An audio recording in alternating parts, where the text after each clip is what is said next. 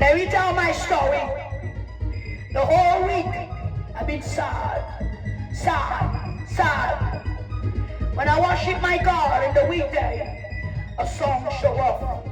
A woman with a wedding dress, and she speak Igbo and she speak English, singing about my husband Jesus.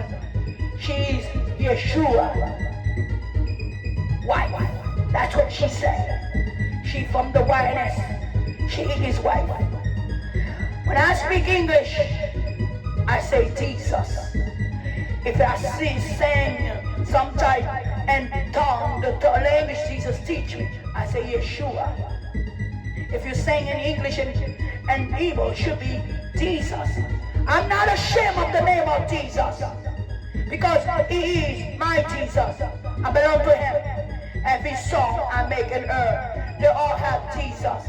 Jesus. I'm not ashamed of my Jesus. I'm not ashamed of the God of Israel, because I know who I am. I am his. He is my Jesus, my God, the God of Israel. The God of Israel don't need to force me to love him. I love him, and he loves me. He is my God. He's my God. He's my everything in life.